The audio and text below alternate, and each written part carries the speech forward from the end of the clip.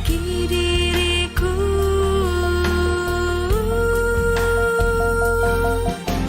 Tak pernah ku ragu akan sadaku padamu, hingga ku bersujud di depanmu.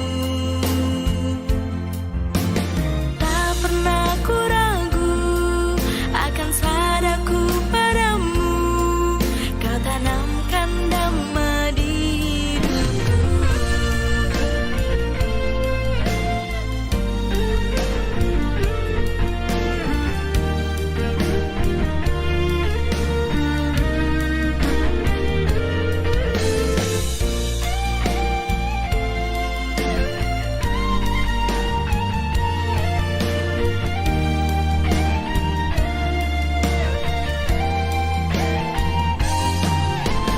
Tak pernah ku ragu akan sadaku padamu, hingga ku bersujud di depanmu. Tak pernah ku ragu akan sadaku padamu, kau tanamkan damai di hidupku.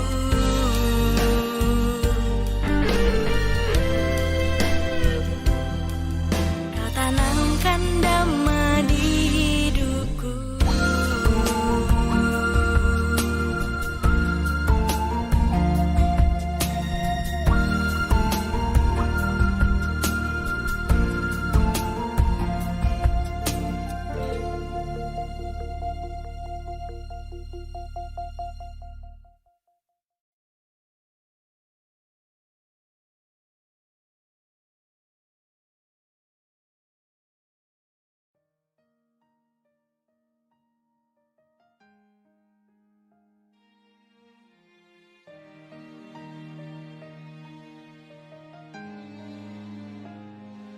Hidupku kadang bahagia, kadang duka datang menerpa jejak langkahku. Namun ku kan selalu sadari segala yang terjadi memang buatku sendiri. Biar ku hapus keraguan, hapus kebimbangan yang hentikan mimpi-mimpi. Karena kau ada di sini, membuat hatiku tegar hadapi semua. Terima kasih kau telah tunjukkan aku damai-Mu yang membuat tentram hatiku. Ku kan selalu bersyukur dan ku kan tersenyum segala yang terjadi indah pada waktunya.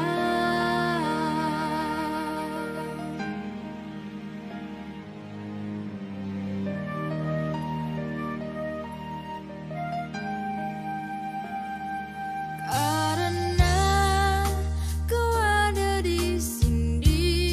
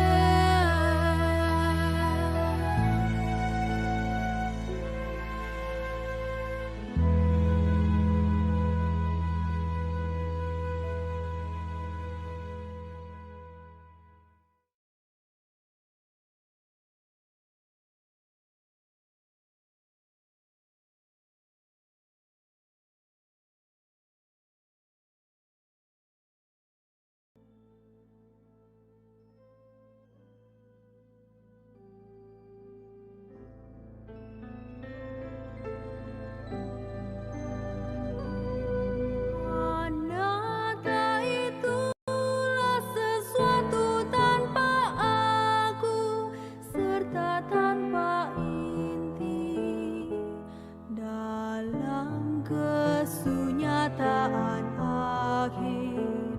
Tiada makhluk jiwa pun pribadi, tiada sesuatu kesatuan benda yang disebut diri, nan tinggal kekal sepanjang masa, namun berubah selalu nan abadi. Hanya batin dan materi, tiada suatu lainnya, bukan makhluk, bukan jiwa, bukan suatu pribadi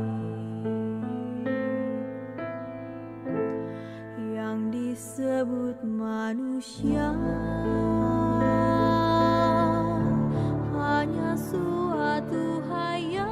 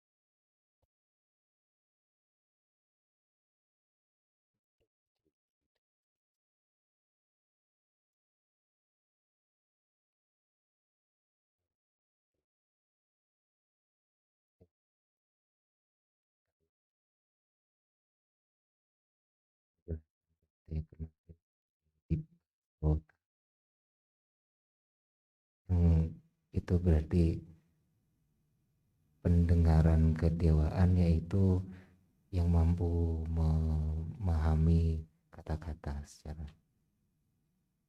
Apakah berarti di Baswotanyana ini ada hubungannya dengan kemampuan Patisambhida, Bante? Karena khususnya Niruti Patisambhida. Ya, ada. Niruti, nama lain dari Niruti di Basota itu.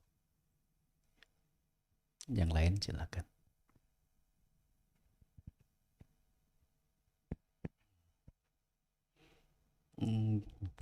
Nggak ada. Yang bodoh cuma satu orang.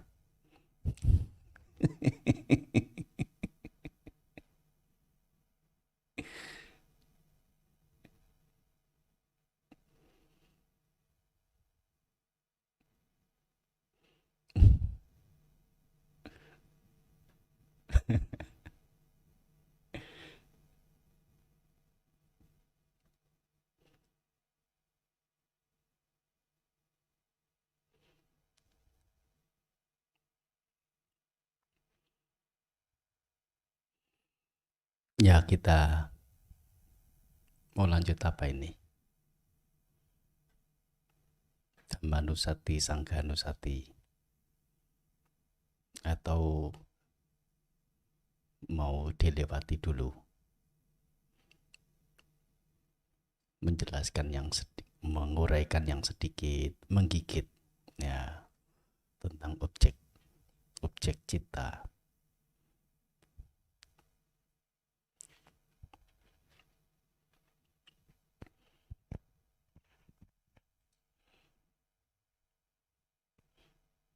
Ini diselesaikan aja dulu ya, supaya lengkap, tidak menggantung.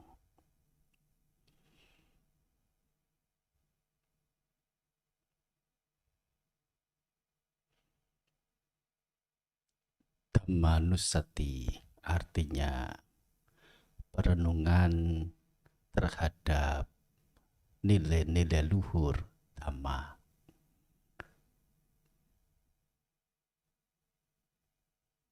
Di sini ada 6 ya, ada 6. Swakato Bhagavata Dhammo, Dhamma telah disampaikan, telah diberitahukan secara baik oleh sang begawan. Santitiko, tampak oleh diri sendiri. Akaliko, tak berjeda waktu. Ehi pasiko, yang membutuhkan datang dan melihat. O panajiko, yang perlu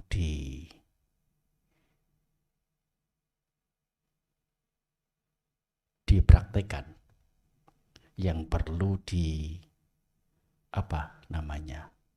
yang perlu diraih, yang perlu diraih. Pacatang wedi tabbo winyuhi,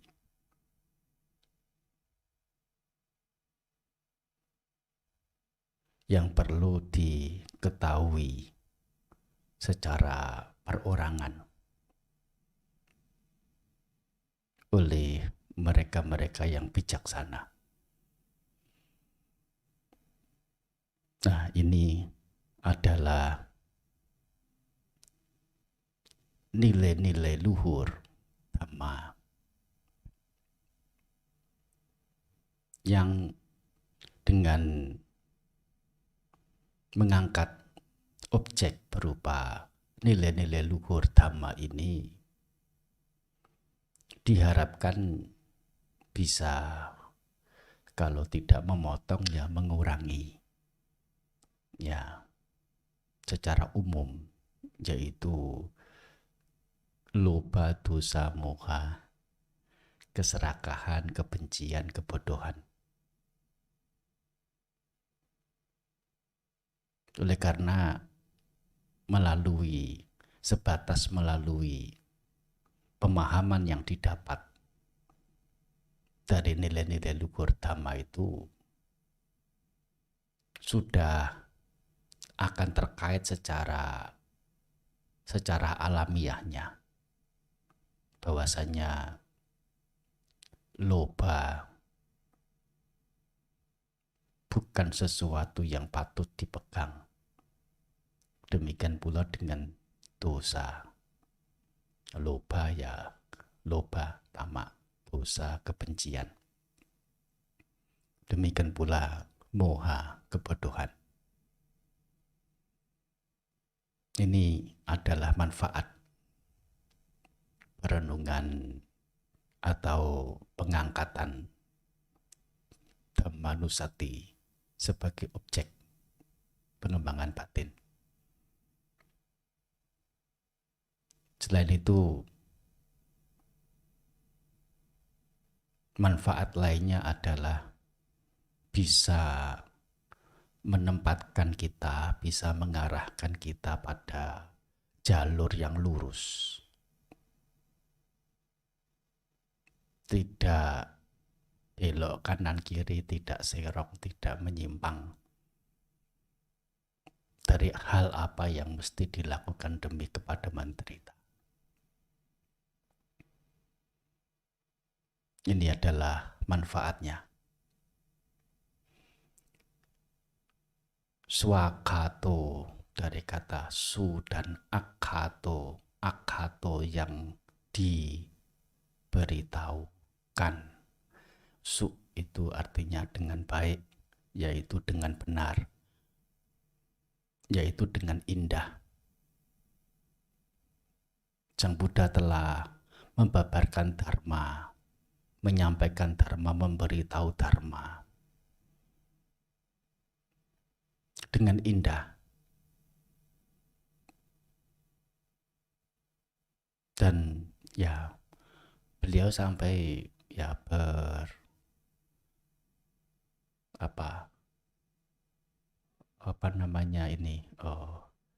sampai menyampaikan dalam Kesamutta Sutta atau Kesaputta Sutta, ya,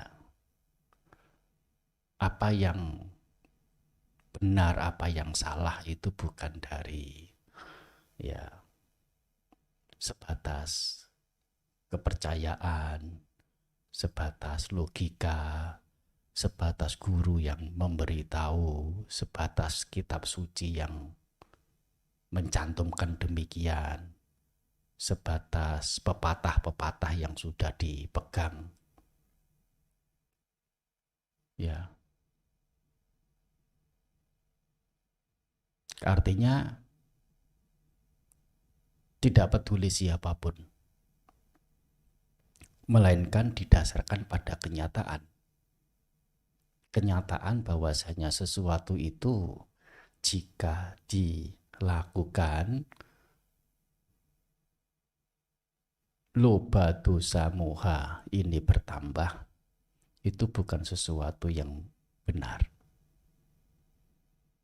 Sebaliknya jika sesuatu itu setelah dilakukan, loba dosa moha, ya, pengotor-pengotor batin ini hancur, nah itu dapat dikatakan sebagai kebenaran. Ini perkataan yang indah, yang disampaikan secara indah. Indahnya itu sampai menjelang beliau parinibbana, bertanya kepada para biku yang melingkupi, mengitari beliau, mengelilingi beliau. Beliau bertanya sampai 3 kali. Apa yang diragukan pada dharma yang disampaikan oleh Tathagata ini?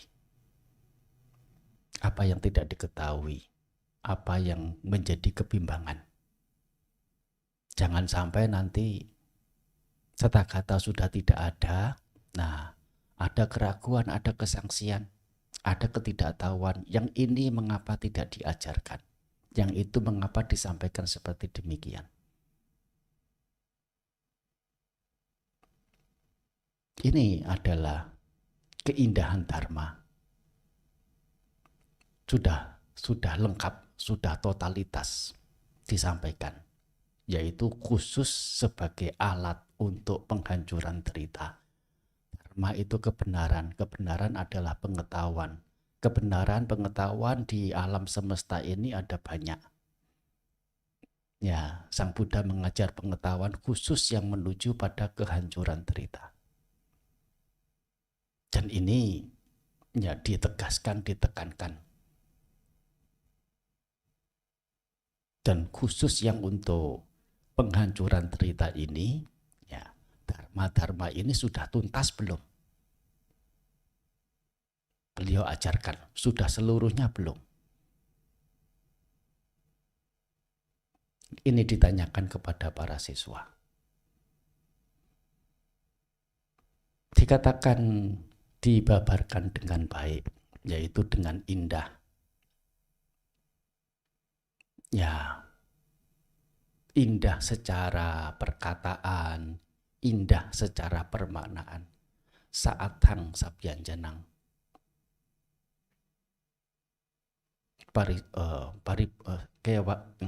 Satang sabyanjanang. Kewala paripunang. Ya sempurna dalam satu sisi saja, yaitu tidak ada cacat sedikit pun. Kewala paripunang, parisudang brahmacari yang bekasesi. Ya, beliau telah mengumumkan ke jalan atau cara hidup luhur parisuddha secara murninya. Dalam beliau membabarkan juga secara murni, dharma yang dibabarkan juga murni. Maksudnya beliau membabarkan secara murni, ya tidak disertai dengan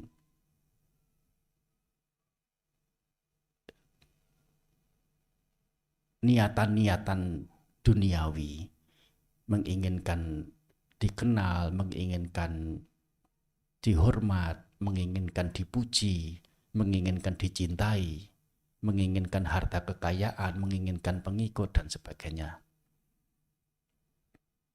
Nah, tidak ada itu. Namanya murni, disampaikan secara murni. Murni demi kewelas asihan. Murni karena kewelas asihan. Dan dharma yang beliau ajarkan juga murni ya, tanpa cacat. Yaitu mengarah lurus kepada menderita.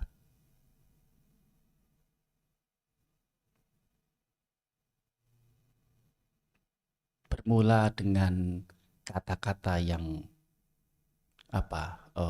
impresif. Bahasa Indonesianya apa itu?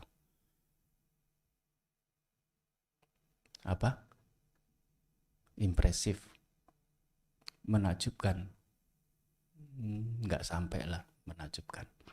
Impresif itu mengesankan. Terima kasih, mengesankan. Bermula dengan kata-kata yang mengesankan. Dharma dibabarkan berlangsung, keberlangsungan saat dharma dibabarkan juga mengesankan. Sampai pada kalimat terakhir, kata terakhir pun juga mengesankan. Ini disebut indah. Indah di awal, indah di tengah, indah di akhir, di ujung. Indah yaitu beliau bisa melihat sebab. Sehingga dharma itu disampaikan. Melihat sebab secara benar, secara patut.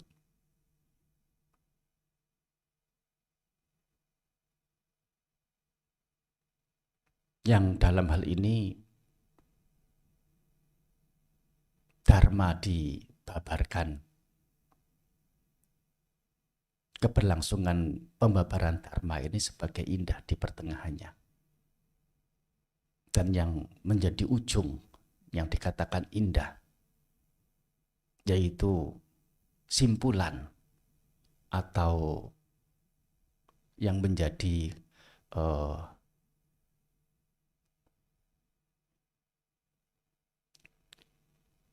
kesimpulan itu.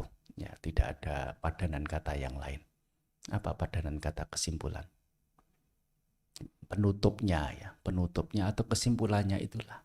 Ya, sebabnya, ya, cara beliau menyampaikan, dengan cara apa, dengan sudut pandang apa, sesuai dengan background, sesuai dengan latar belakang pendengar, tingkatan pikiran pendengar. Nah, dan dengan kesimpulan juga yang indah, sesuai dengan pihak pendengar. Ini dikatakan indah di awal, indah di pertengahan, indah di akhir. Suakato menjadi swakato, ya, swakato dengan baik, ya, artinya secara keseluruhan, secara benar, secara patut. Nah, ini salah satu arti. Menyeluruh sudah.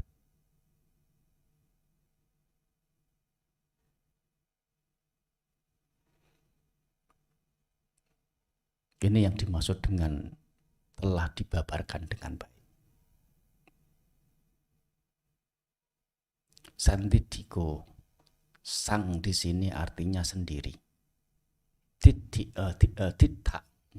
artinya tampak, terlihat bahwasanya buah-buah dalam menjalankan dharma itu dapat dilihat, dapat diketahui langsung oleh diri sendiri.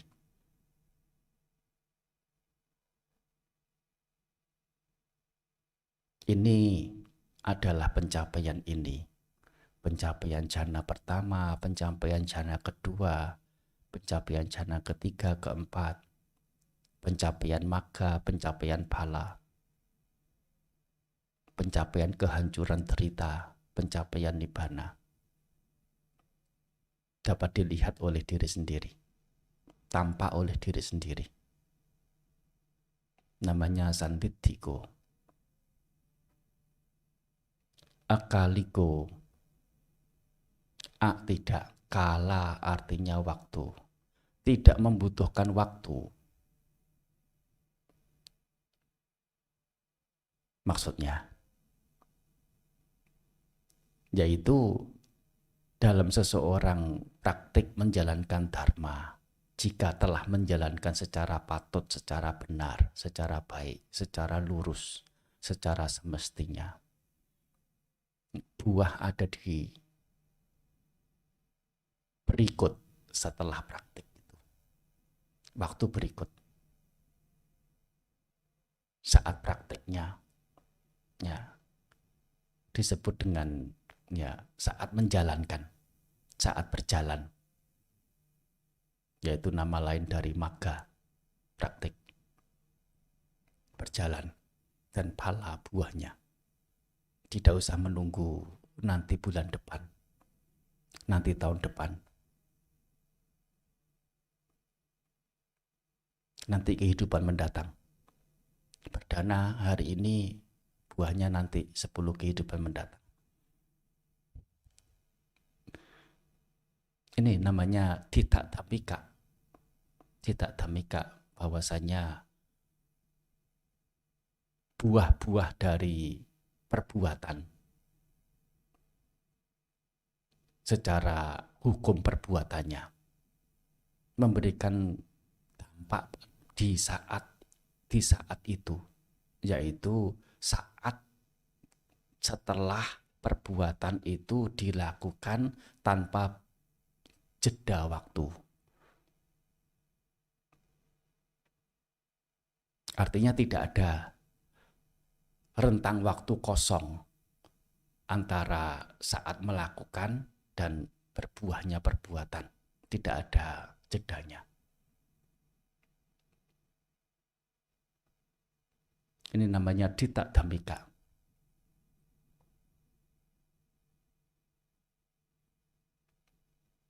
Pelaksanaan dharma yang juga merupakan bagian dari melakukan perbuatan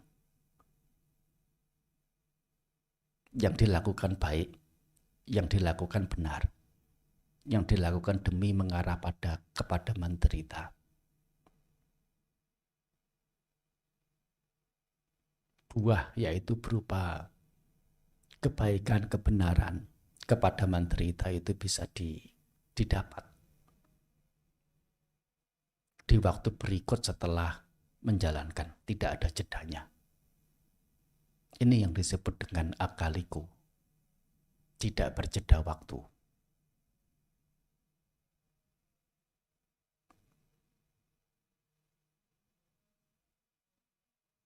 Ada yang mungkin menerjemahkan akaliko tidak lapuk oleh waktu. Artinya dharma sang Buddha ini akan berlangsung sepanjang zaman. Kalau begitu tidak ada yang namanya Buddha kedua. Dharma sang Buddha kekal abadi, selalu terkumandang. Lagi pula, apa yang diajarkan sang Buddha Pariyati ini sampai pada keberadaan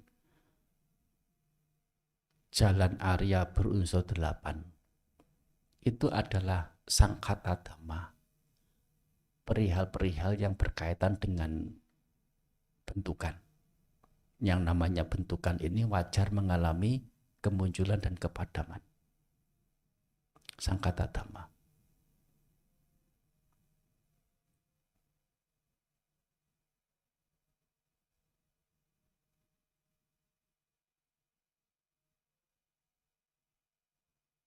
Nah, ini adalah makna kata akaliko, yaitu tidak perlu menunggu waktu. Ehipassiko, ada dua ciri pada dharma ini, yaitu dengan satu mendekati, mendekati, yaitu mendapati, dan kemudian passa, artinya melihat. Datanglah, ya. Passa, lihatlah. Karena datang dan lihat ini langsung menjadi ciri dari dharma, passa. Dharma yang punya sifat perlu didatangi dan dilihat namanya ehipassika. Ehipassiko. Artinya ya secara umum istilah bahasa Indonesianya itu perlu pembuktian. Sifatnya itu dilihat,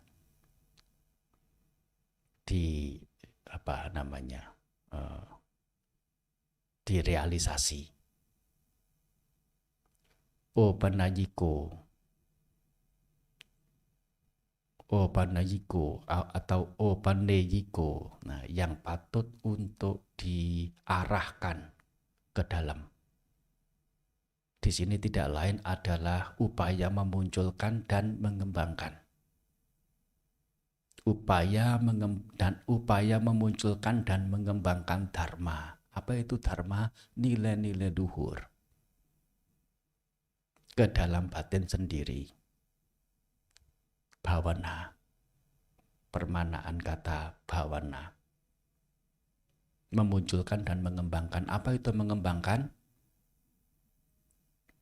Membuat sesuatu yang sudah ada tetapi kecil menjadi besar. Membuat sesuatu yang sudah ada tetapi sedikit menjadi banyak. Membuat sesuatu yang sudah ada tetapi goyah menjadi kokoh. Namanya mengembangkan. Kalau memunculkan, membuat sesuatu yang tidak ada menjadi ada. Apakah perlu dirinci lebih jauh? Tidak usah ya. Kata memunculkan ya sudah semestinya tahu. Mengembangkan ya perlu penjelasan. Memunculkan dan mengembangkan, yaitu pengarahan. Upanayana. Ya. Naya artinya membawa. Ya, upa itu ke dalam atau masuk. Ya. Membawa masuk. Proses membawa masuk, patut dibawa masuk. Nah. Opaneyiko sebagai perihal, sebagai keberadaan yang patut untuk dibawa masuk. Yaitu untuk dikembangkan. Perlu dilatih. Jadi tidak ada yang namanya instan. Hari ini pengen lepas dari derita mencapai nibbana. Bagaimana caranya? Yang instannya. Perlu pengembangan. Pemunculan dan pengembangan. Dan ini sifatnya adalah bertahap,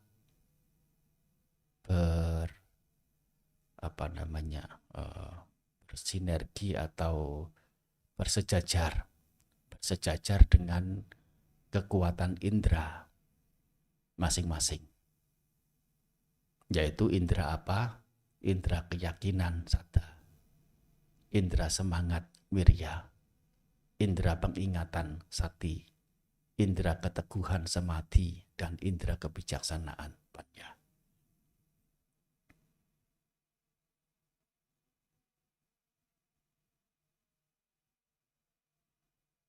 Ini adalah opaneyiko atau upanayiko.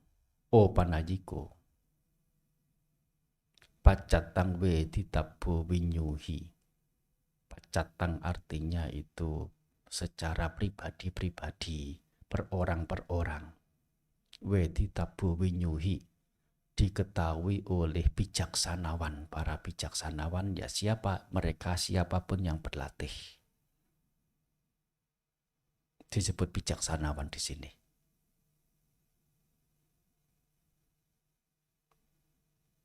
Maksud secara pribadi orang per orang yaitu ya masing-masing harus melakukan sendiri.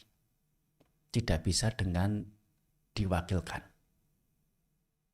Tidak bisa seseorang membuat yang lainnya menjadi mencapai kepadaman derita dengan tanpa perlu berpraktek. Cukup si temannya atau siapa yang lain mewakili berpraktek, nanti dibagikan hasilnya. Tidak bisa. Jadi ini jelas ya. Apa beda antara sandidika dan pacatang weditabo winyuhi?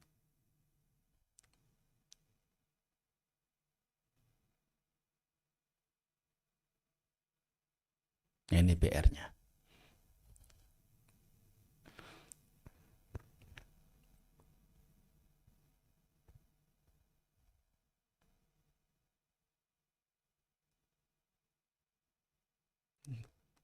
Tidak ada ujian kan ya, panitia?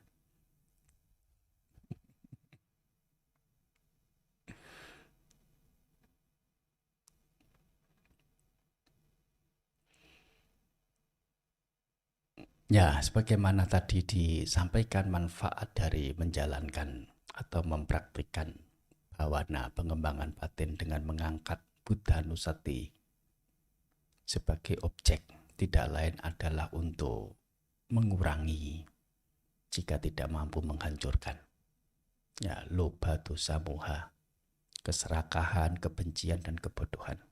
Termasuk juga bisa menempatkan diri, mengarahkan diri pada jalur yang lurus. Dan ini tentu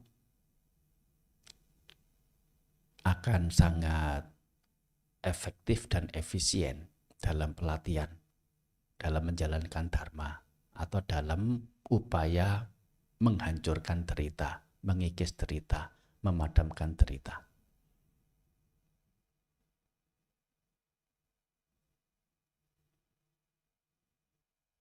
Ya, cukup ya untuk yang Dhammanusati. Sanghanusati, pengingatan atau penelusuran, pengenangan, mengingat secara runut, ya, anusati, atau merunut, begitu juga bisa, merunut, mengingat-ingat ulang nilai-nilai luhur pada sangha.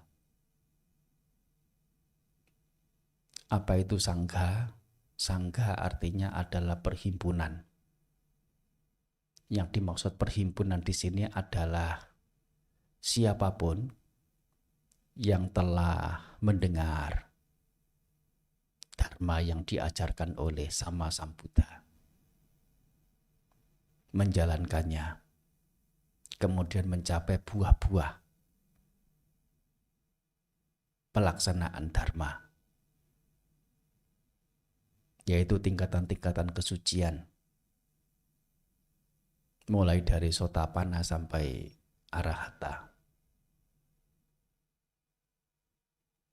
baik yang berjubah maupun berbaju.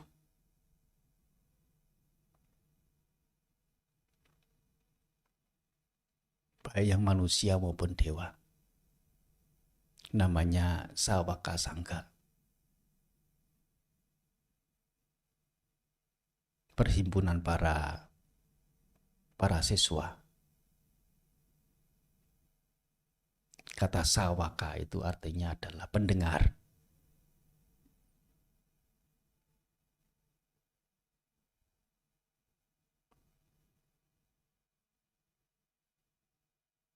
Arya Sawaka adalah pendengar dharma Sang Arya. Siapa Sang Arya? Sang Buddha. Ini salah satu makna Arya Sawaka.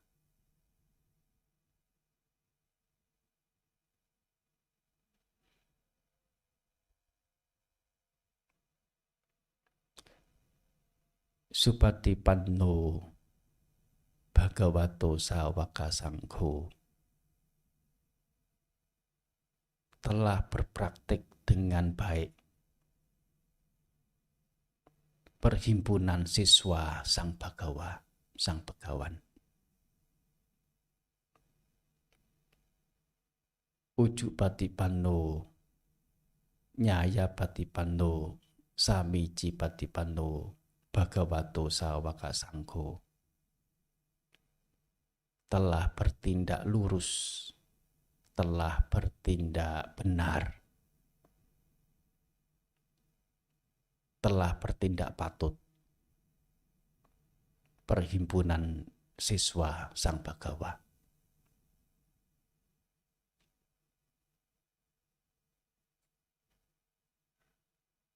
Yadidang Cattari Purisayugani, yaitu siapa saja yadidang adalah, nah yadidang adalah Cattari Purisayugani, empat pasang jenis makhluk. Ada Purisa Puggala, tidak lain adalah secara rinciannya ada 8. Sotapati Magga, Sotapati Bala. Sekadagami Magga, Sekadagami Bala. Anagami Magga, Anagami Bala. Dan Arahata Magga, Arahata Bala.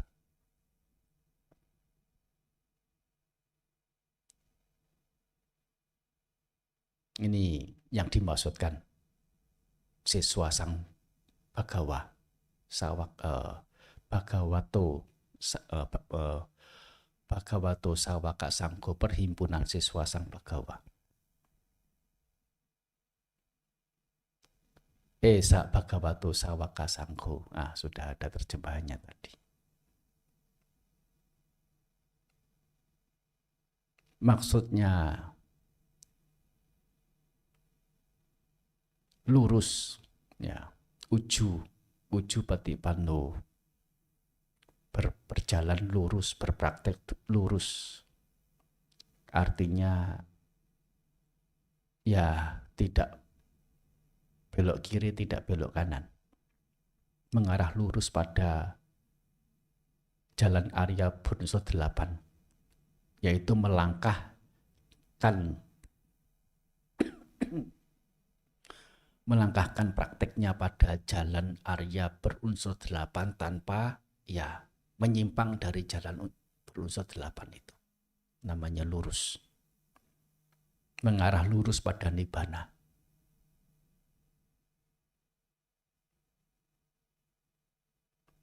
Nyaya di sini artinya adalah yang benar. Secara benar. Yaitu tidak disertai dengan pandangan-pandangan keliru.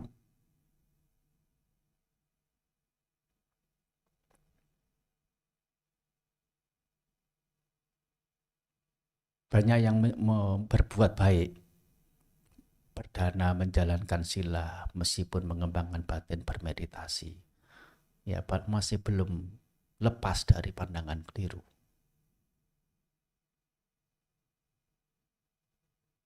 Masih menggandrungi surga, masih menggandrungi pujian, masih menggandrungi ya harta kekayaan. Kalaupun ya melakukan perbuatan baik, ya, dan itu adalah memang baik, tetapi arah tujuannya adalah ingin mendapatkan kesenangan-kesenangan indrawi. Ini namanya masih punya pandangan keliru, belum dapat dikatakan sebagai Sawaka Sanggo.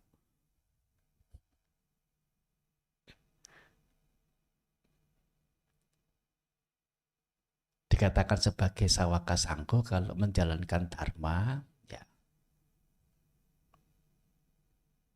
yaitu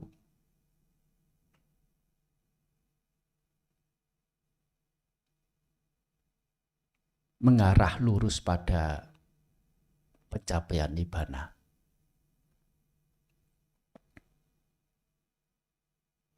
Melalui pemahaman yang benar pada 4 kebenaran Arya.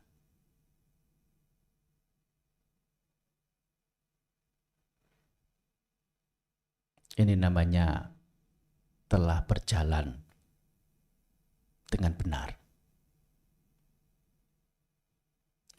Samiji itu artinya patut.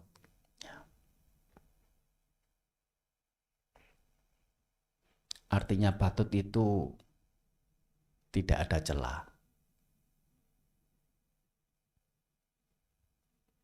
Tidak ada yang mencela. Bukan tindakan yang tercela atau menindakkan sesuatu yang bebas dari ketercelaan.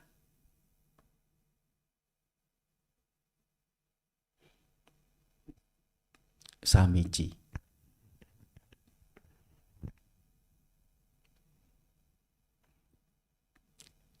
Ahuneyo, pahuneyo, takhineyo, anjalikaraniyo. Ahuneya yang patut menerima sesajian. Pahuneyo yang patut menerima jamuan. Nah, apa bedanya sesajian dan jamuan itu? Sajian, sebetulnya sajian ya, cukup sajian, bukan sesajian. Kalau sesajian itu sesungguhnya sama saja sih, sama.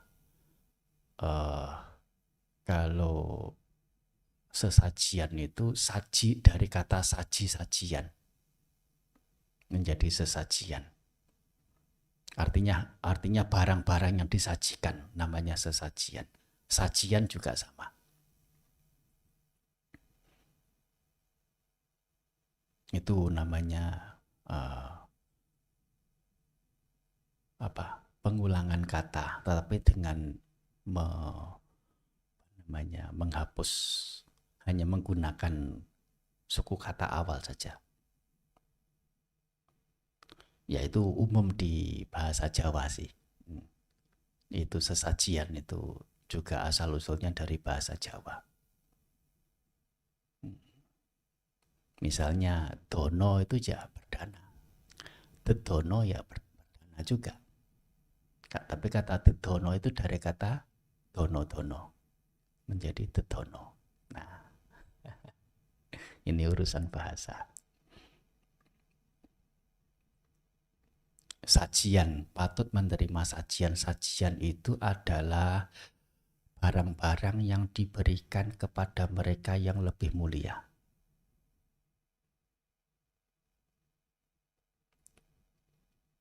Jamuan, barang-barang yang diberikan kepada tamu. Karena diberikan kepada tamu sehingga disebut jamuan. Yaitu misalnya menjamu. Ya, mengapa disebut jamuan? Oleh karena kata pahuna. Pahuna itu artinya tamu. Barang yang patut diberikan kepada mereka yang sebagai tamu. Artinya apa? Jamuan. Baik barang ataupun juga termasuk tempat tinggal atau hal-hal lain. Ya. Untuk para tamu. Ya, sebutannya adalah jamuan.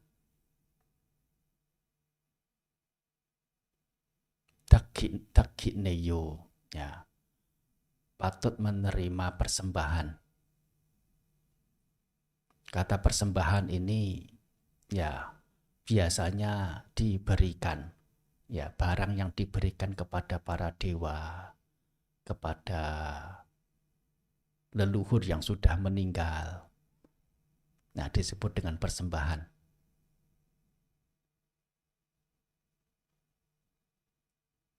Dakina.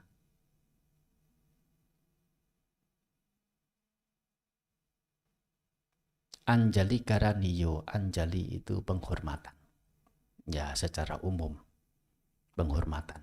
Walaupun kata anjali ini secara istilahnya artinya merangkapkan kedua telapak tangan di depan dada dengan bentuk menyerupai teratai. Jadi sesungguhnya kalau beranjali itu bukan di tidak antara satu telapak dengan telapak mepet begitu, tidak, tetapi sedikit dikembungkan menyerupai kuncup teratai kuncup, namanya anjali.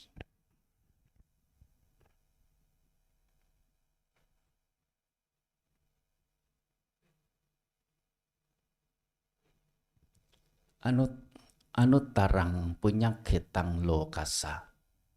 Anutarang, na utara. Na artinya tidak, utara lebih tinggi. Artinya tidak ada yang lebih tinggi. Tidak tertandingi, anutara. Punya getang, punya kebajikan, getang, ya, ladang. Ya, kalau di bahasa Jawa kuno namanya setro, ya. Setro artinya ya dari kata keta, setra, kesetra menjadi setra. Ya, sebetulnya adalah tanah lapang atau ladang atau sawah juga bisa. Namanya keta, lahan, lahan. Nah, sebetulnya lahan lebih cocok, lahan. Bukan ladang, bukan sawah. Lahan itu lebih umum.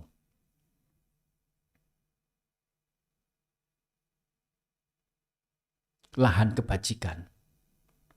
Bukan lahan untuk menanam mangga, bukan lahan untuk menanam padi, tetapi lahan untuk menanam kebajikan, untuk membuat kebajikan yang tiada taranya. Lokasa, bagi dunia. Lokasa itu ya kalau di tata bahasa itu ya bentuknya itu adalah datif, nah, bukan lokatif. Kalau lokatif di dunia, tapi ini datif, bagi, untuk, kepada. Nah, begitu. Ya, terjemahannya harus bagi dunia, bukan di dunia. Lahan kebajikan bagi dunia yang tiada taranya. Kok aneh? Bukan di dunia. Ya, tidak aneh.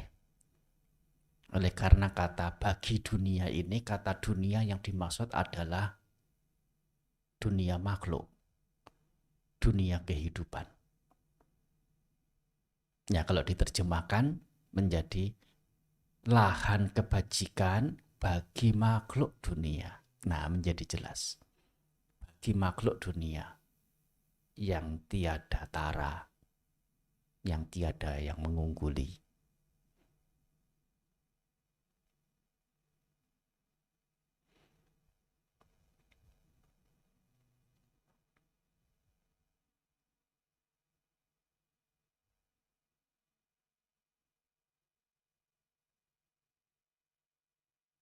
Mengangkat Sangganusati, perenungan atau pengingatan pada nilai-nilai luhur perhimpunan siswa Sang Bagawa atau Sangganusati. Ini punya manfaat yang mirip ya dengan perenungan pada Buddha Nusati, perenungan pada Buddha, yaitu untuk menumbuhkan rasa hormat, rasa segan, rasa menghargai. Dan jika ada rasa hormat, akan ada keyakinan. Jika ada keyakinan, akan muncul ya hal-hal bajik yang lain. Dan itu mendatangkan piti, mendatangkan suka. Piti dan suka mendatangkan samadhi, keteguhan batin pada hal-hal yang bajik. Dan keteguhan batin pada hal-hal yang bajik itu merupakan kebahagiaan.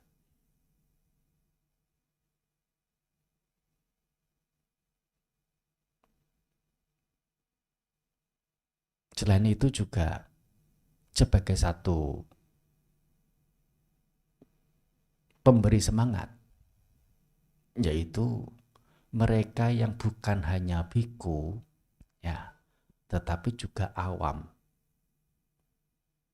yang tergolong sebagai sawaka sangga, yaitu mereka yang telah mencapai tingkatan kesucian. Mereka bisa, saya juga tidak beda dengan mereka dalam arti sama-sama punya jasmani dan batin, rupa dan nama, sama-sama sebagai 5 onggokan yang bergabung, pancakanda.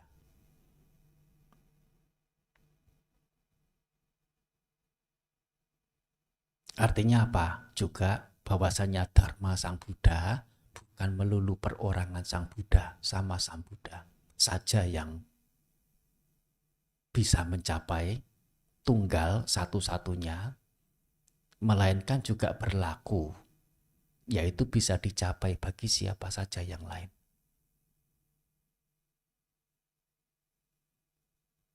Artinya sadharana, umum, siapa saja yang punya potensi. Jadi tidak khusus harus ditunjuk dulu oleh Sang Buddha. Oh, kamu yang mencapai. Yang lainnya melongo saja karena tidak ditunjuk. Yang menjadi orang pilihan Buddha saja. Tidak ada seperti itu. Siapapun, ya, serendah apapun, ya, kualitas mentalnya, tetapi ya memulai diri dengan keyakinan, ada celah, ada jalan, ada jenjang untuk secara bertahap mencapai nilai-nilai bajik, yang tentu itu seiring dengan kebahagiaan. Semakin bajik, yaitu semakin tinggi nilai bajiknya, semakin luhur, kebahagiaannya juga semakin luhur, semakin mendalam.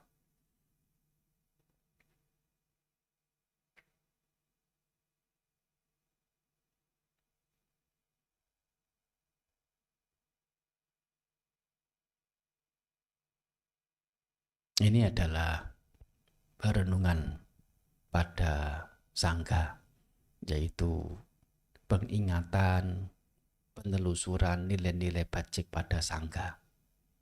Jeswa Sang Bhagawa memberi manfaat yang sedemikian rupa.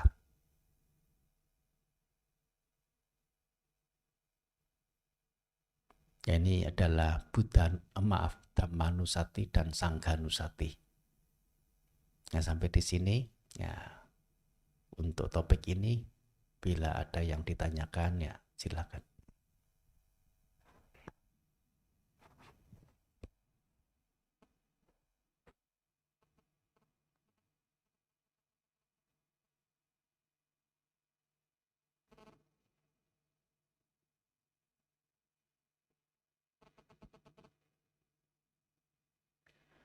Wandami Bante. Pertanyaan saya mengenai pindah pada awal, pertengahan, dan akhir. Yang selama ini sering disampaikan itu adalah mengacu pada sila samadhi panya. Itu enggak tepat nanti.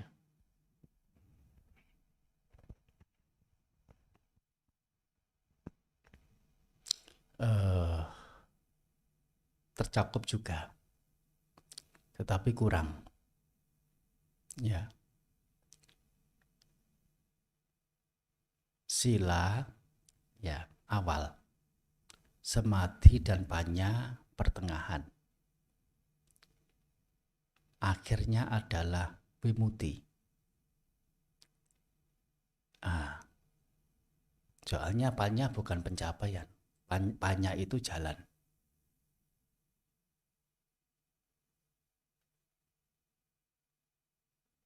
Ini harus dikoreksi.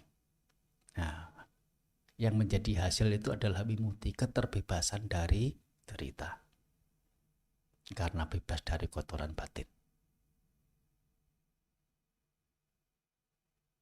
Ya. Yang kedua Bante, mengenai hak akaliko. Itu Ya. apa spesifik mengacu pada pencapaian kesucian atau lebih dari itu, misalnya pencapaian jana-jana atau apa saja, termasuk berdana. Kebahagiaan didapat di saat itu juga, saat orang punya kerelaan berbagi apa yang dia miliki.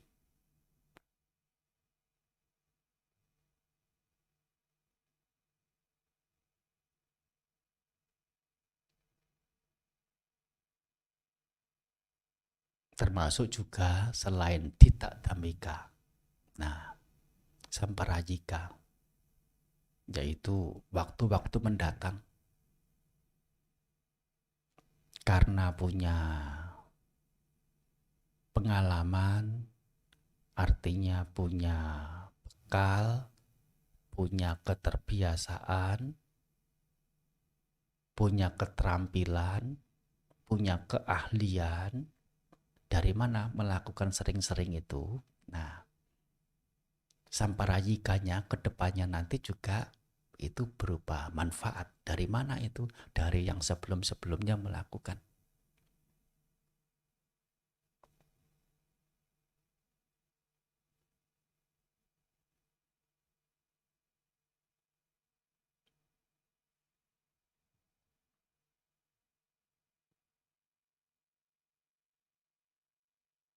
Nah itu.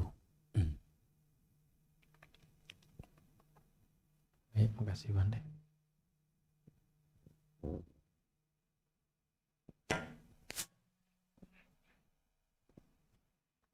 Mendami Bante.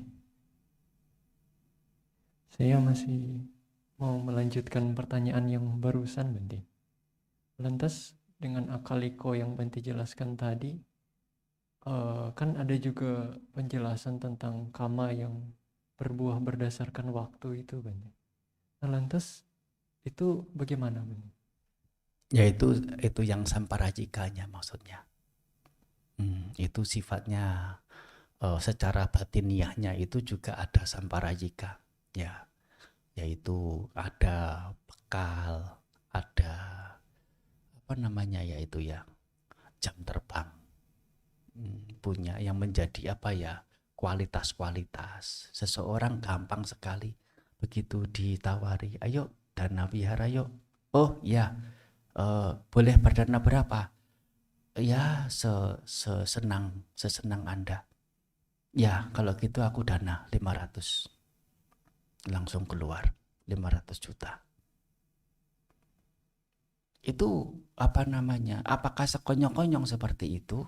Kalau tidak ada bekal, tidak ada keterampilan, tidak ada keterbiasaan, tidak ada kualitas.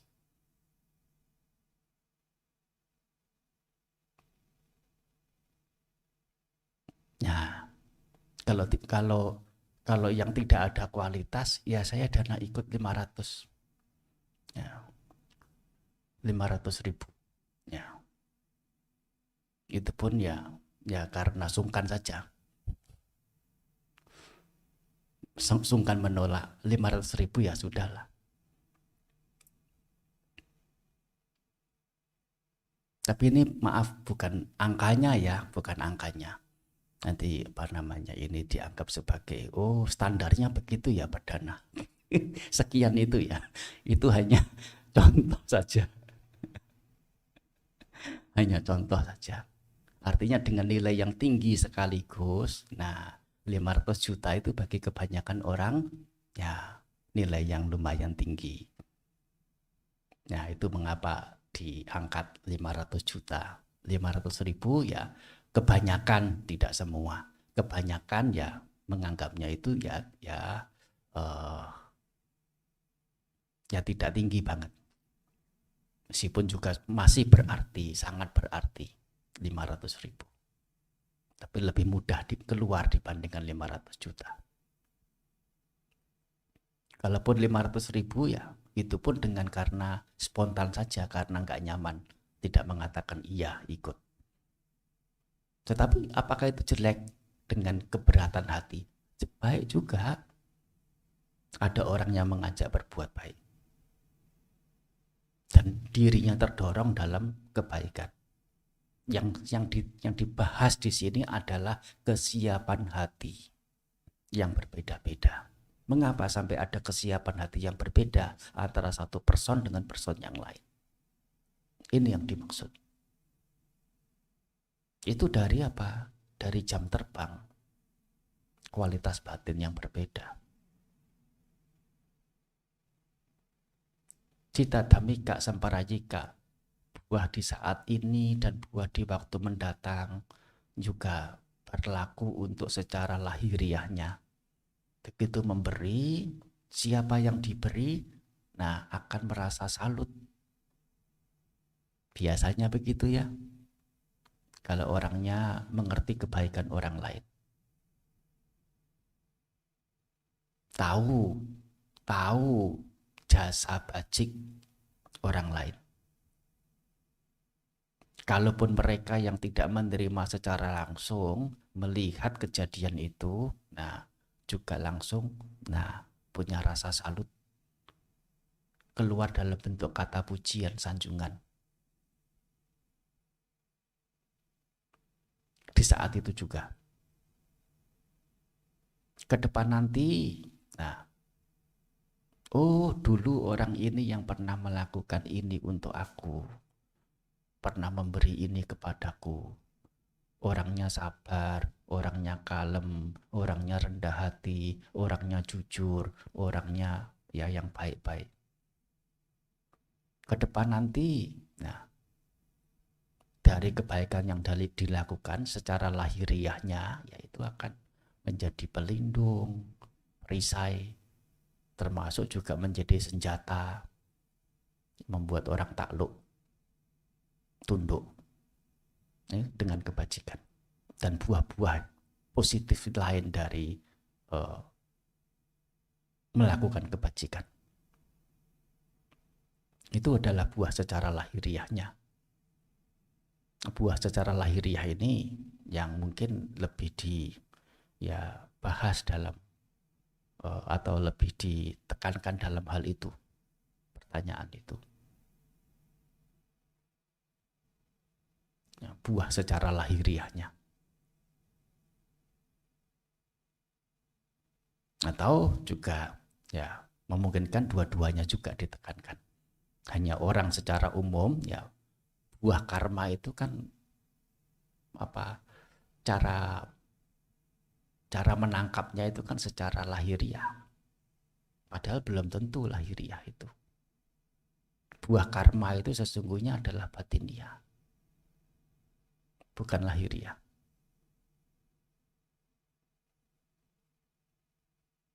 Soalnya lahiriah itu meskipun nyata itu tidak pasti akan berdampak pada batin seseorang.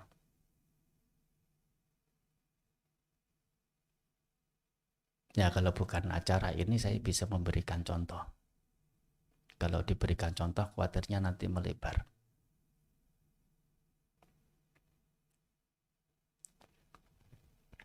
Bagaimana? Tidak usah ya. Ya cukup. Saya masih ada pertanyaan lagi, Bante. Ini tentang Dhamma, Bante. Saya masih ada satu tanda tanya besar. Bante sempat menjelaskan ketika Sang Buddha pertama kali membabarkan Dhamma kepada 5 pertapa dan bagaimana mereka makan tentang 2 pindapata, 3 mendengarkan Dhamma, yang itu adalah penjelasan tentang Dhammacakkappavattana Sutta. Kalau secara interval waktunya itu antara khotbah Dhammacakkappavattana Sutta dan Anatalakkhana Sutta itu kan 5 hari, Bante. Tapi kalau di dalam Parita Sucinya kita baca itu mungkin 15 menit selesai, Bante. Nah, iya, Bante. Nah, itu masih satu contoh yang pertama, Bante. Dan dalam beberapa sutta yang lain, yang mungkin Sang Buddha itu dalam beberapa sutta yang lain kita bisa melihat pola-pola yang berantai, yang unik, yang sangat keren. Kalau kata saya sangat keren ketika Sang Buddha menjelaskan tentang sesuatu, Bante. Nah, Contohnya bagaimana? contoh yang paling bisa dilihat dalam Anguttara Nikaya tentang urutan-urutan di dalam Anguttara Nikaya, dan dalam beberapa sutta yang lain, topik dan semua argumen dari Sang Buddha itu memiliki warna yang berbeda tapi punya satu ciri khas yang sama meskipun dalam satu khotbah. Tapi yang menjadi pertanyaan saya adalah apakah khotbah yang kita apakah khotbah yang atau sutta-sutta yang kita baca saat ini juga sudah mengalami simplifikasi dari para biku yang itu, Bante?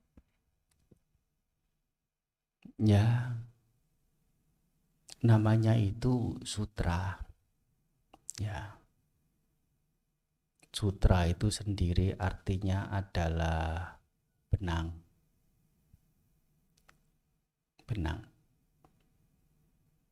Di sini sutra itu yaitu benang ini sebagai alat untuk merangkai ajaran-ajaran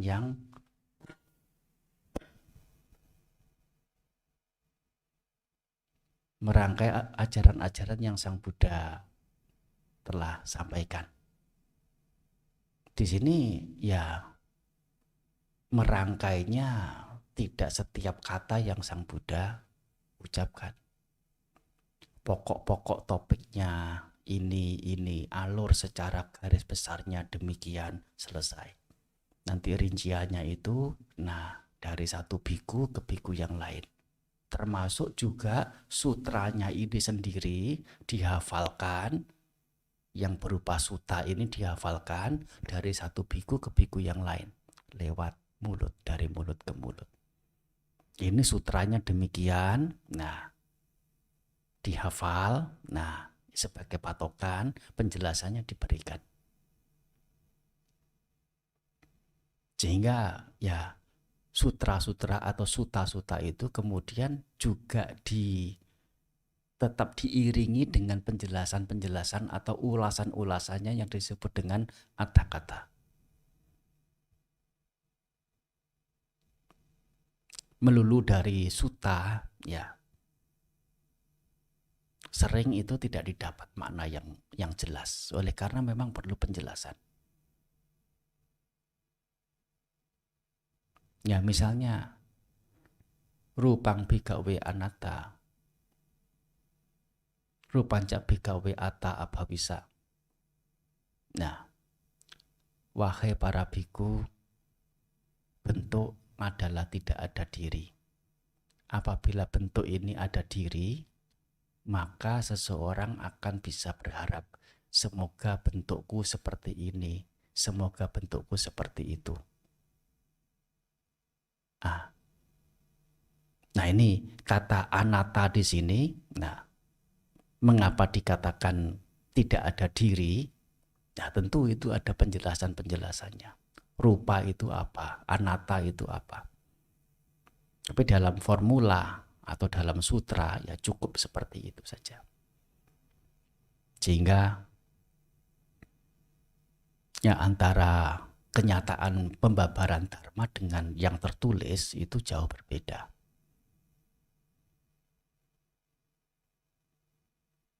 Nah, pada zaman Sang Buddha masih hidup,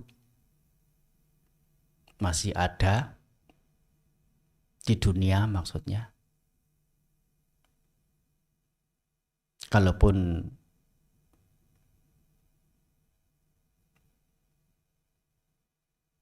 para biku mendengar dharma itu berupa sutra-sutra itu, nah itu para biku yang lain yang mengajari itu sekaligus juga memberikan penjelasannya. Setelah Sang Buddha parinibbana, sekian puluh tahun, sekian ratus tahun, 200, 300, 400, 600 tahun, ya masih juga para biku mengajari biku-biku yang muda, yaitu menghafal sutranya, suttanya itu bagaimana, sekaligus memberikan penjelasannya.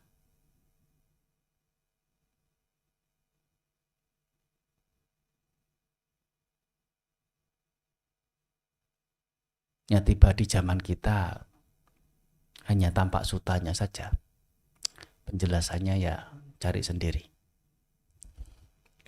Tapi masih untung ya kata-kata itu ya disertakan.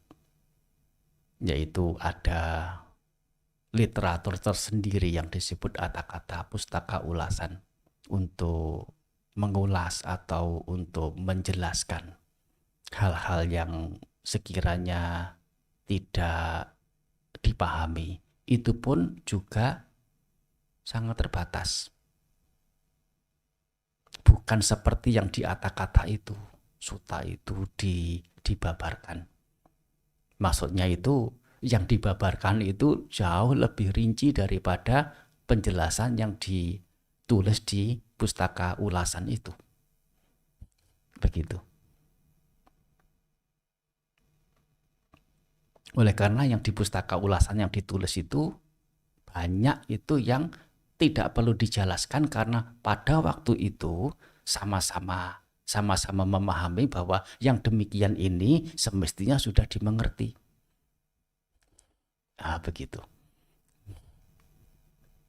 Oleh kebanyakan maksudnya yang lain.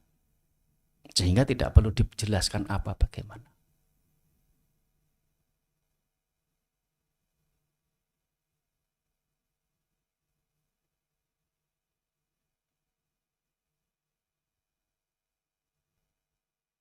Seperti misalnya Carana 15, ya itu hanya dijelaskan. Apa itu? Sila Sangwara, ya Indra Sangwara, Bojanya Matanyu, kemudian apa? Jagaraya Manuyuto, kemudian 7 sadhama, kemudian 4 rupa sanya. 7 sadhama apa? Ya dianggap 7 sadhama ya yang lainnya sudah tahu.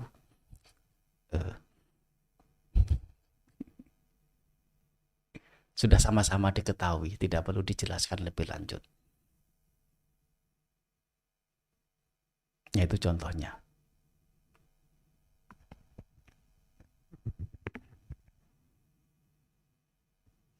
Masih ada satu pertanyaan lagi tentang 8 wija. Kalau kita lihat dalam Tewija Sutta itu kan sesuai dengan dan juga sesuai dengan penjelasan Bhante di hari pertama Bhante. Dalam pencapaian arahat, Sang Buddha mencapai arahat, mencapai kebudaan dengan memasuki jana pertama sampai keempat, kemudian mendapatkan Pubeni Wasanusati, Dibacaku dan Asawakaya Nyana. Dan kemudian disitulah pencapaian kebudayaan Bante. Tapi dalam sutta yang lain juga dijelaskan pencapaian jana 1 sampai 4, kemudian pencapaian arupa jana 1 sampai 4, kemudian masih ada lagi memasuki niroda samapati, dan kemudian keluar dari situ adalah mendapatkan wosaga aramana Bante. Kemudian di situ baru nibbana Bante. Yang menjadi pertanyaan adalah di dalam Owada Patimokkha-nya Bante, kenapa wosaga aramana itu menjadi penjelasan yang dasariah, sedangkan jana menjadi penjelasan yang lebih tinggi Bante. Terima kasih.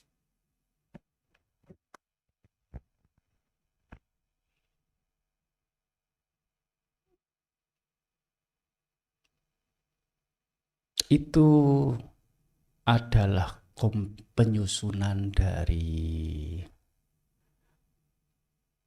seorang, tidak tahu menyusunnya itu sewaktu menjadi biku atau setelah meninggalkan kebikuan. Ya, itu baru beberapa ratus tahun yang lalu, nggak sampai 250 tahun yang lalu di Thai. Hetimena, uparimena begitu ya. Saya belum sampai meneliti di pustaka sucinya itu memang disebutkan hetimena, yaitu yang sisi dasaria, uparimena sisi yang advance begitu ya. Apakah itu disebut di Tipitaka sedemikian rupa? Belum menelusuri itu.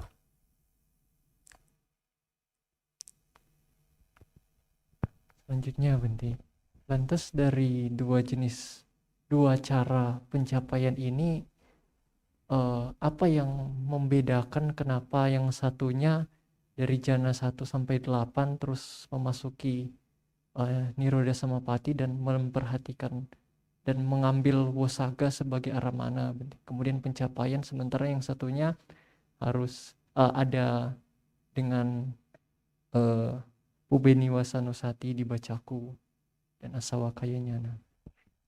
Itu maksudnya sewaktu ini ya, menjelang pencapaian penerangan itu ya.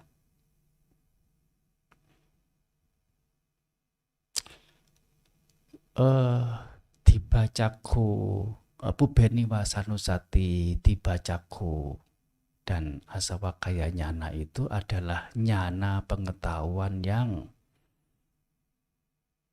ya mengarah pada, ya namanya pengetahuan nyana itu adalah kebijaksanaan. Tetapi itu sendiri ada basicnya, yaitu praktik-praktik. Tidak lain adalah masuk keluar pada rupa jana, arupa jana, sampai pada niroda samapati mungkin ya. Ya itu adalah praktek-praktek untuk memunculkan dan mengembangkan nilai bajik, mengetahui keberadaan nama rupa atau pancakanda ini. Setelah mengetahui ini, teguh pada ini, nah baru kemudian menelusuri tentang keberadaan diri ini. 1 kelahiran yang lampau, 10 kelahiran yang lampau, 100 kehidupan yang lampau menjadi jelas. Oleh karena apa? Sudah ada basic dari teguhnya batin, atau katakan pengetahuan yang didapat ya melalui pengembangan batin itu. Ya, termasuk juga Pubeniwasa Anusati. Ya, maksudnya adalah kelahiran lampau Sang Buddha sendiri saat menjadi bodhisattva atau bahkan sebelum menjadi bodhisattva. Ya, oleh karena sama Sang Buddha bisa melihat kehidupan lampau tak terhingga.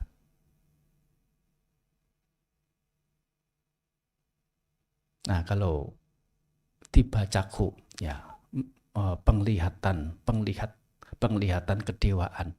Nah, itu dimaksudkan pada ya, sisi baik buruk yang makhluk-makhluk lain lakukan, buah akibatnya yang diterima, ya, masuk ke alam sengsara, ya, pergi ke alam bahagia, dan itu semua adalah sebuah pengetahuan yang melihat bahwasanya dukkha, ya, dukkha itu muncul, ya, karena ya itu ada yang ada dukkha di situ. Nah, jelasnya ada dukkha, ada derita di situ.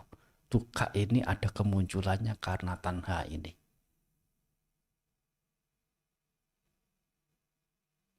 Tanha ini ya muncul, dan karena ada kemunculannya wajar mengalami kepadaman. Dan demikian ini jalan menuju pada akhir derita, yaitu jalan menghancurkan tanha. Keberadaan ini disebut dengan menembus 4 kebenaran Arya. Dari mana itu? Yaitu dari pubeniwasa dan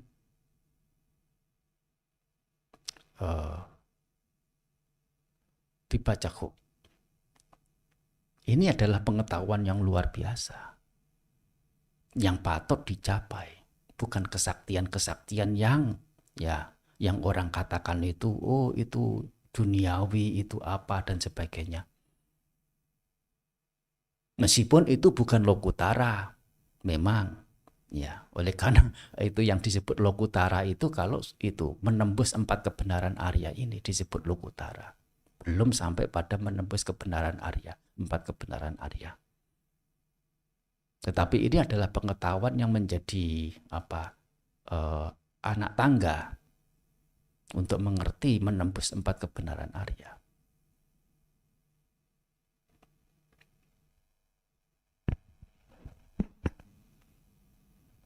Berarti Bante, dalam setiap pencapaian arahat sudah pasti ada perenungan tentang anicca, dukkha, dan anatta kan Bante? Sudah pasti. Ya, dan penemuan dari awija dan tanha dalam sebagai sebab atau alias tidak ada pencapaian yang tanpa penembusan 4 kebenaran Arya. Ya, Bante. Berarti penjelasan tentang yang 8 jana, kemudian Nirodha Samapadi, Wasaga, Ramana itu adalah sudah capai arahat atau anagami baru masuk ke dalam pola itu. Bukan dalam artian berarti yang tadi saya katakan jana 1 sampai jana 4, rupa jana, terus arupa jana, kemudian Nirodha Samapati, itu berarti sudah capai arahat dulu sebelumnya. Oh, sebelumnya. Itu bukan jalan yang itu bukan jalan pencapaian kearahataan atau itu sendiri menjadi landasan. Tetapi yang namanya landasan ini sebatas sebagai landasan. Ada pesawat yang melandas enggak? Tinggal landas enggak? Landasan tetap ada landasan. Belum tentu landasan ini dipakai untuk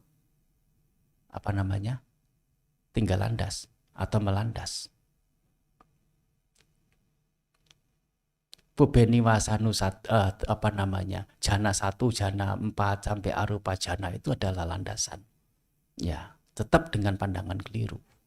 Tapi dengan melihat ini, menyadari ini, mengembangkan lebih lanjut, ada pubeniwasa nusati, ada tiba caku.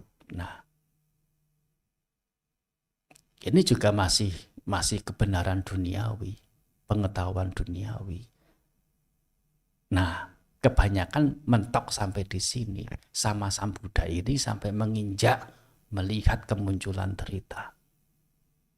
Dan karena itu melihat kepadaman derita. Dengan satu logika, apa yang muncul wajar mengalami kepadaman. Dan dari anicca ini mengerti yang namanya dukkha, kepadaman, ketidakmampu pertahanan. Selalu berubah. Dan keberadaan selalu padam itulah yang disebut dengan sebagai yang kosong, yang semu, yang tidak berpemilik, yang di luar kuasa, anatta. Karena menembus anatta, tidak ada inti, tidak ada esensi, berjuang demi siapa, siapa yang diperjuangkan, mengejar demi apa yang dikejar, demi siapa, menyenangi demi siapa, apanya yang disenangi kalau semuanya kosong.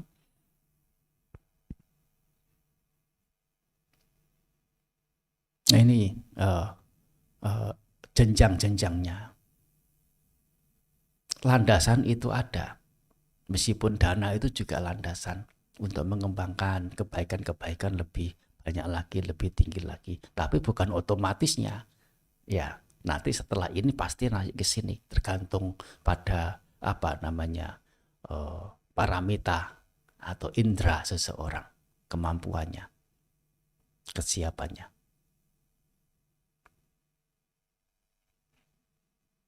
Ini yang terakhir, saya nabung soalnya pertanyaannya. Bante, tentang 8 wija, Bante.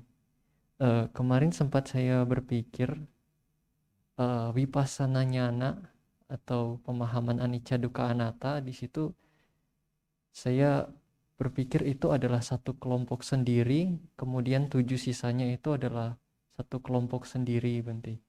Tapi dari penjelasan ini hanya memastikan, Bante. Jadi dari penjelasan Bante tadi tentang sila samadhi panya pun masih merupakan jalannya, Bante. Apakah vipassana anicca dukkha, pemahaman anicca dukkha dan anatta ini masih juga panya? Masih sangkata, masih panya. Wimuti baru hasil, vipassana masih jalan.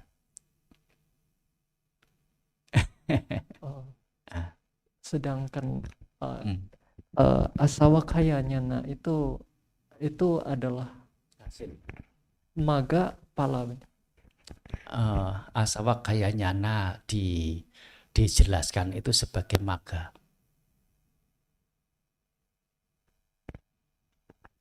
Kian, Bante.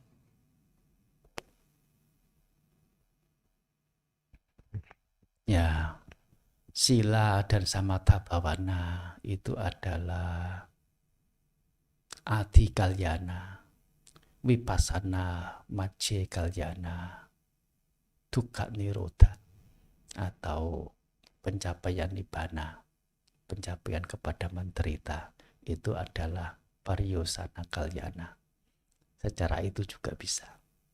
Vipassana masih pertengahan, belum akhir.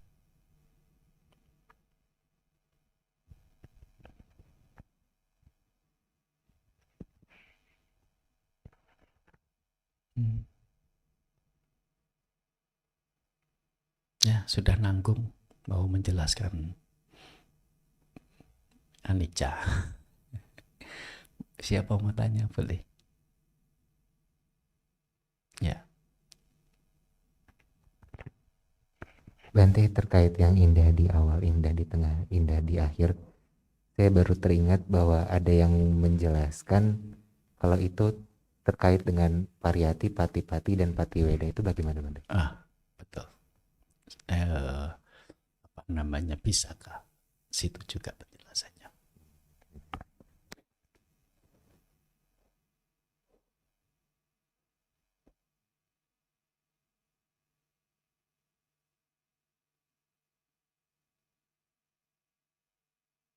Saya juga mau bertanya, berarti dan apakah Bante ehipassiko dan bhavana mayapanya juga 11-12?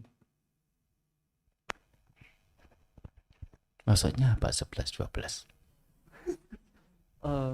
Karena kan ehipassiko itu kita melihat, apakah itu yang dimaksudkan datang dan melihat sebagai bukti, yang diterjemahkan sebagai praktekan adalah praktek, dan kemudian melihat ini maksudnya adalah melihat hasilnya, Bante, sehingga sama seperti bhavana mayapanya, Bante.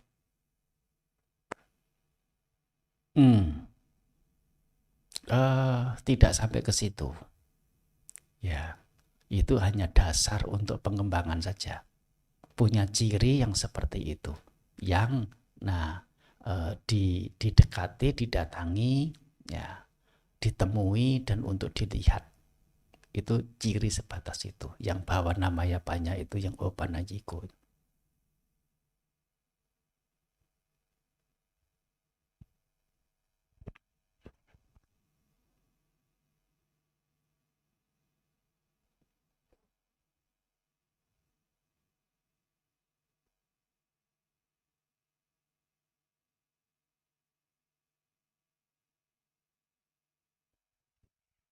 Ya cukup ya. Atau mau lanjut anicca?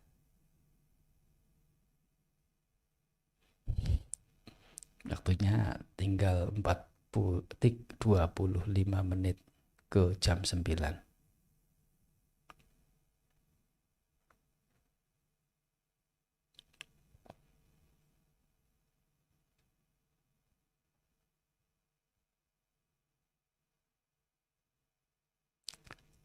Nanggung ya. Kalau menjelaskan nanti belum tuntas tapi harus sudah berhenti. Tidak enak.